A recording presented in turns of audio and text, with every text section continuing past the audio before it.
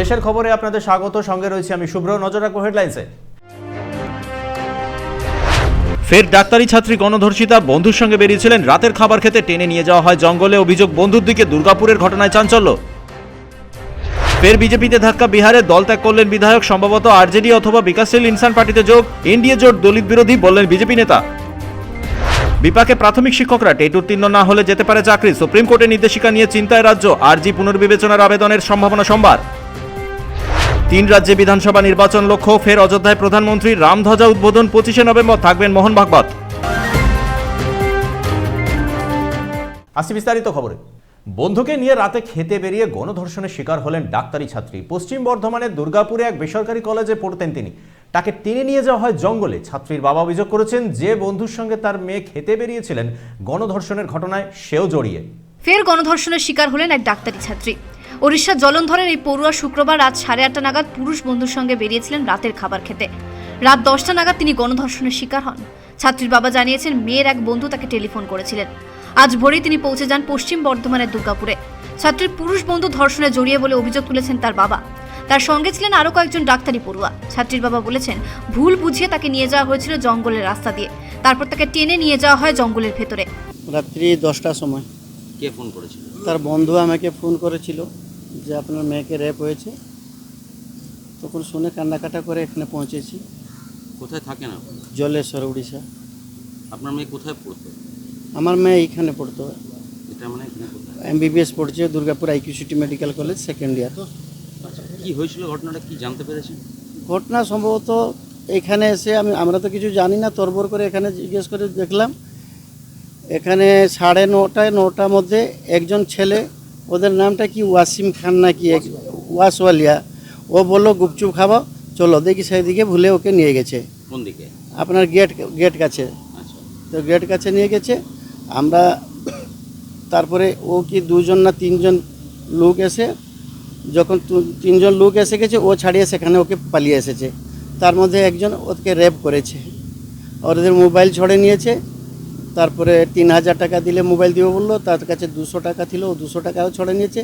তারপরে আবার ওই ছেলেটা আবার সেখানে গিয়ে, সেখানে 4-5 জন মতো ছিল সেখানে। যখন দেখছে ব্লিডিং হয়ে গেছে, তারপরে ওই ছেলে আবার যায় নিয়ে এসেছে। ওইভাবে ঘটনাটা ঘটেছে। এটা কটার সময় হয়েছে মোটামুটি? এটা সম্ভবত 9টা 8টা 8:30 9টার মধ্যে। 8টা 9টার মধ্যে হবে। আপনার মেয়ে তো হোস্টেলে থাকতো? হ্যাঁ, হোস্টেল থাকতো, খেতে আসতো। হোস্টেলটা দূর আছে, সেই জন্য এখানে খেতে আসতো। তো এখানে তো গেটেও সিকিউরিটি রয়েছে, 8:30 9টার সময় কি করে একটা মেয়ে গেটের বাইরে বেরোয়? সেই তো কথা, আমি কি করে জানবো এদের কি ব্যবস্থা আছে, আমি তো জানি না। তার মানে কোথাও কি সিকিউরিটির ল্যাক আছে? লেক তো থাকতেই পারে, নাহলে একটা মেয়ে বেড়ে যেত, ওতে তো রুখতে পারতো, ওরা থাকতে পারতো। হ্যাঁ, হ্যাঁ, কি বললে? বলছে যে ছেলেটার সঙ্গে গিয়েছিল, ছেলেটা কে হয়? ছেলেটা তার ক্লাস ফ্রেন্ড হয়। ও কি কোনো রকমভাবে জড়িত আছে এই ঘটনায়? আমি কি করে জানবো, ও তো নিয়ে গেছে এইভাবে, সম্ভবত এই ছেলেটা জড়িত আছে। আচ্ছা, আর মানে আপনার মেয়ের এটা কোন ইয়ার চলছে? MBBS সেকেন্ড ইয়ার চলছে। তো কোথাও কি মনে হচ্ছে যে কলেজের একটা নিরাপত্তা গাফিলতি? নিরাপত্তা তো নেই। আমি যখন আসি কিছু সাপোর্ট আমাকে নেই, যাও ভগবান কৃপায় ওই বন্ধুগুলো আছে আমাকে বিশাল সাপোর্ট করেছে। কিছু রেসপন্স, যে এখানে একটা ঘটনা ঘটেছে, কিছু নেই, কিছু গুরুত্ব নেই। আমি যদি যেতেও ছাড়ছে না, সব দিকে পুরো বন্ধ, কিছু প্রোটেস্ট এখানে নেই। চাপার তো চেষ্টাই করছে ওরা। বন্ধুগুলো যদি না থাকতো আমাকে তো মেরে দিত। আমারও জীবন প্রতি সিকিউরিটি নেই, যা দেখলাম এখানে সিস্টেম কিছু নেই, নো রেসপন্স। একটা গার্ডিয়ান আসছে, অত বড় করে সংবেদনশীল ঘটনা ঘটেছে, একটু রেসপন্স থাকতো, কিছু না ভাই। যাও, আমার ভাইগুলো এসে একটু হেল্প করেছে। আপনার মেয়ের সাথে দেখা হয়েছে? দেখা যাচ্ছে কান্নাকাটা। ভর্তি আছে? ওরা ভর্তি করেছে রে, অভিনয় আইসিইউ নিয়ে গেছে রে, অভিনয় আর কি। না, আপনাকে ঢুকতেও দিচ্ছে না ভালো করে? না, কলেজ কর্তৃপক্ষ কোনো কথা বলেছে? কিছু আমার সঙ্গে কিছু কথা, রেসপন্স কিছু নেই।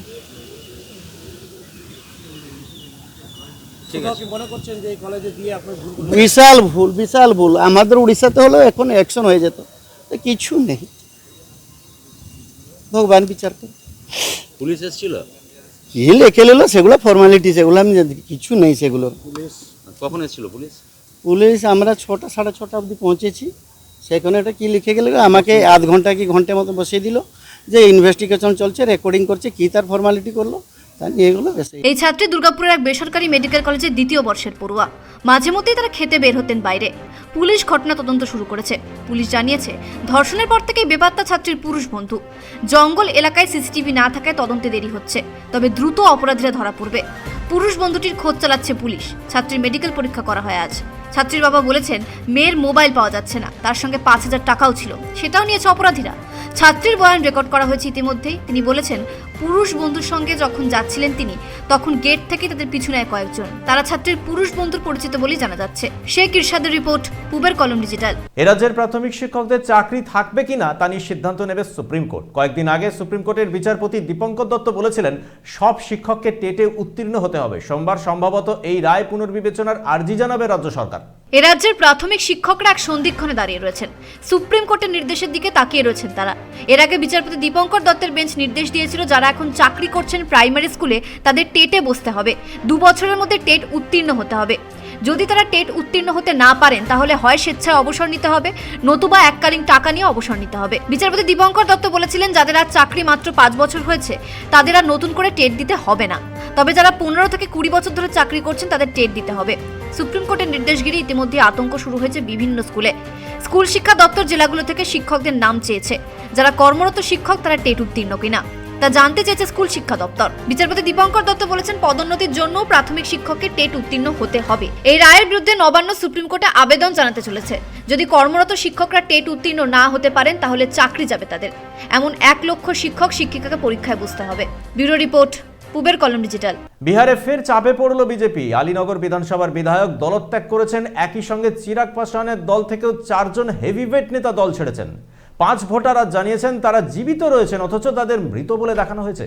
বিহারে আরও চাপ বাড়ল বিজেপির ওপর। বিজেপি বিধায়ক মিশ্রীলাল যাদব দল ছেড়েছেন। তিনি নিজের দল বিকাশশীল ইনসান পার্টি অথবা আরজেডিতে ফিরতে চলেছেন। তিনি আলীনগর কেন্দ্রের বিধায়ক। 2020 সালে তিনি বিকাশশীল ইনসান পার্টি থেকে জয়ী হয়েছিলেন। 2022 সালে তিনি যোগ দেন বিজেপিতে। দারভাঙ্গা জেলার আলীনগরে এবার বিজেপি প্রার্থী হতে পারেন ভোজপুরি গায়িকা মৈথিলি ঠাকুর। মৈথিলির সঙ্গে কথা বলেন কেন্দ্রীয় স্বরাষ্ট্রমন্ত্রী অমিত শাহ। মিশ্রীলাল বলেন, বিজেপি ও জেডিইউ জোট দলিত ওবিসিদের গুরুত্ব দেয় না। নীতিশ জমানায় ওবিসিদের কোনো উন্নয়ন হয়নি। भारतीय जनता पार्टी का मैं आज के तारीख में एमएलए हूं और हमें लगता है जो भारतीय जनता पार्टी में पिछड़ों, दलितों, वंचितों का सम्मान बचना मुश्किल है। भारतीय जनता पार्टी पूर्ण रूप से पिछड़ा और दलित विरोधी है। ऐसे स्थिति में जहां पिछड़ों के मान सम्मान, दलितों के मान सम्मान की रक्षा न हो पावे, वहां मेरे जैसे स्वाभिमानी आदमी को जब स्वाभिमान पर ठेस पहुंचता है तो क्षण भर भारतीय जनता पार्टी में बने रहना अच्छी बात नहीं है।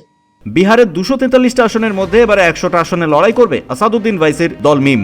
গত বিধানসভা নির্বাচনে তিনি 20টি আসনে লড়াই করেছিলেন। মিম নেতা বলেন, সম্ভবত বিহারের 3য় ফ্রন্ট গঠন করা হবে। প্রশান্ত কিশোরের সঙ্গে জোট তৈরি করতে পারেন তিনি। ব্যুরো রিপোর্ট, পূবের কলম ডিজিটাল। 2026-এ বাংলা, অসম, গুজরাট বিধানসভা নির্বাচনের আগে প্রধানমন্ত্রী নরেন্দ্র মোদী যাচ্ছেন অযোধ্যার রাম মন্দিরে। রামধ্বজা উদ্বোধন করবেন তিনি। সেখানে থাকবেন মোহন ভাগবত।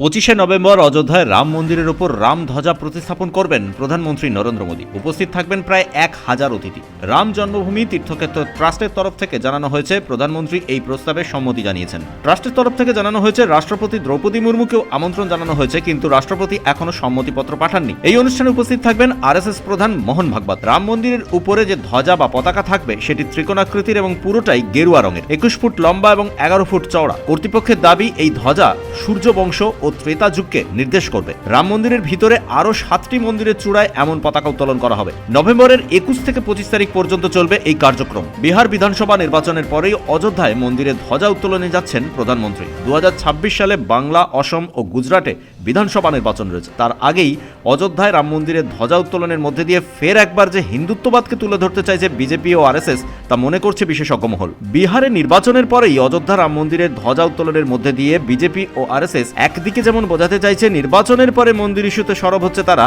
আবার একই সঙ্গে দেশের 3 বড় বিধানসভা নির্বাচনের আগে অযোধ্যা ইস্যুতে ফের একবার হিন্দুত্ববাদকে প্রশ্রয় দিতে চাইছে বিজেপি ও আরএসএস। ব্যুরো রিপোর্ট, পূবের কলম ডিজিটাল। আফগানিস্তানের বিদেশমন্ত্রী উত্তরপ্রদেশের দার উল উলুমে যান আজ। তিনি দেখা করেন মাওলানা মাদানির সঙ্গে। কোনো রাজনৈতিক কথা হয়নি বলে জানা যাচ্ছে। উত্তরপ্রদেশের দেওবন্দের দারুল উলুমে গেলেন আফগানিস্তানের বিদেশমন্ত্রী আমির খান মোত্তাকি। 7 দিনের ভারত সফরে আজ শনিবার ছিল তার দ্বিতীয় দিন, আর আজই দিল্লি থেকে সড়ক পথে উত্তরপ্রদেশের দেওবন্দের দারুল উলুমে যান তিনি। এখানকার উপাচার্য আবুল কাসেম নোমানির সঙ্গে সাক্ষাৎ করেন মোত্তাকি। দারুল উলুমের সঙ্গে আফগান মন্ত্রীর নস্টালজিয়া জড়িয়ে রয়েছে। দেওবন্দের এই দারুল উলুমে একটা সময় পড়াশোনা করেছেন আফগানিস্তানের বিদেশমন্ত্রী আমির খান মোত্তাকি, তাই ভারতে এসে তিনি দারুল উলুমে যাওয়ার ইচ্ছে প্রকাশ করেছিলেন। দেওবন্দের দারুল উলুমে আফগান বিদেশমন্ত্রীকে উষ্ণ অভ্যর্থনায় ভরিয়ে দেওয়া হয়। আদর্শগত দিক থেকে আফগানদের খুব পছন্দের তালিকায় একেবারে প্রথম সারিতে রয়েছে দারুল উলুম। দেশভাগের আগে আফগানিস্তানের বহু নেতামন্ত্রী খাইবার পাখতুনখোয়ার দারুল উলুম হাক্কানিয়ায় পড়াশোনা করেছেন। আমির খান মোত্তাকিও একসময় দারুল উলুমে পড়িয়েছেন, তাই দেওবন্দের দারুল উলুমে এসে বেশ খুশি মোত্তাকি। তিনি জানিয়েছেন আফগানিস্তান থেকে বহু সংখ্যক শিক্ষার্থী এবার দারুল উলুমে পড়তে আসবে। আফগানিস্তানের শিক্ষা প্রতিষ্ঠানগুলি ও দেওবন্দের দারুল উলুমের মধ্যে একটা ভালো মেলবন্ধন তৈরি হতে পারে। একই সঙ্গে মোত্তাকি বলেন, এখানকার মানুষের ভালোবাসা পেয়ে আমি আপ্লুত। এবার ভারত আফগানিস্তান সম্পর্ক আরও মজবুত হবে। ব্যুরো রিপোর্ট, পূবের কলম ডিজিটাল। এআই এর প্রভাবে ভারত সহ দক্ষিণ এশিয়ার অন্তত 6টা দেশের বহু মানুষ চাকরি হারাতে পারেন।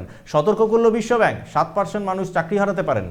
ভারত সহ দক্ষিণ এশিয়ার অন্তত 6টি দেশের চাকরি চলে যেতে পারে কৃত্রিম বুদ্ধিমত্তা বা এআই এর প্রভাবে, এমন আশঙ্কা করছে বিশ্বব্যাংক। শুধু ভারত বা দক্ষিণ এশিয়া নয়, গোটা বিশ্বেই এর প্রভাব পড়তে পারে বলে মনে করছে বিশ্বব্যাংক।